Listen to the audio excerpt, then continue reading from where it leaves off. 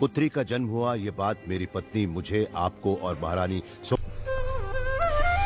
बटेसर आगरा जिले में स्थित एक गांव जो कि आगरा से 70 किलोमीटर पूर्व दिशा में बाहा नामक स्थान है, जो जिला आगरा की पूर्वी और आखिरी तहसील है। बाहा से 10 किलोमीटर उत्तर यमुना नदी के किनारे बाबा भोलेनाथ का प्रतिष्ठान बटेश्वर धाम है। यहाँ पर हर साल कार्तिक शुक्ल पक्ष दूज से बहुत बड़ा मेला लगता है और भगवान शिव के 101 मंदिर यमुना नदी किनारे पर यहाँ तत्कालीन राजा महाराज बदावर ने बनाए थे। बटेश्वर धाम के लिए कथा कही जाती है कि राजा बदावर और तत्कालीन राजा परमार के यहाँ उनकी रानियों ने गर्भ धारण किया। कुछ ही क्षणों में आपके कुलदीप को जन्म देने वाली है।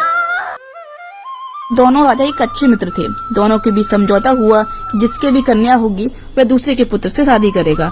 राजा परमार और राजा बदावर दोनों की ही कन्या पैदा हो गई और राजा बदावर ने परमार को सूचित कर दिया कि उनके यहाँ पुत्र पैदा हुआ है।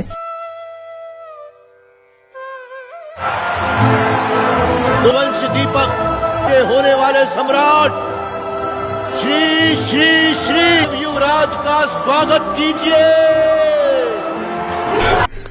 वे अपनी कन्या को पालते रहे और राजा बदावर के पुत्र से अपनी कन्या का विवाह करने की प्रतीक्षा करते रहे। जब राजा बदावर की कन्या को पता लगा कि उनके पिता झूठ बोलकर राजा परमार को उसकी लड़की से शादी का वचन दिया हुआ है।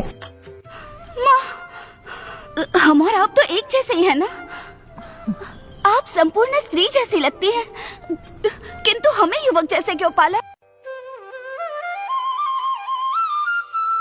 तो वे अपने पिता के वचन को पूरा करने के लिए भगवान शिव की आराधना यही बटेश्वर नामक स्थान पर करने लगी। जब राजा परमार की खबरें राजा बदावर के पास आने लगी कि अब शादी जल्द ही की जाए,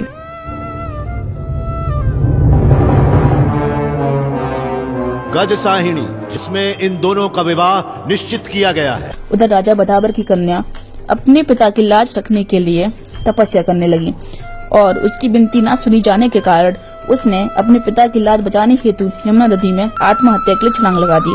भगवान शिव की गई आराधना का चमत्कार हुआ। वे कन्या से पुरुष रूप में इसी स्थान पर प्रकट हुई। राजा बदावर ने इसी कारण इस स्थान पर 101 मंदिरों का निर्माण कराया, जो आज बटेश्वर धाम के नाम से प्रसिद्ध है। यहाँ पर यमुना नदी 4 किलोमीटर तक उल्टी धारा के रूप में बही है।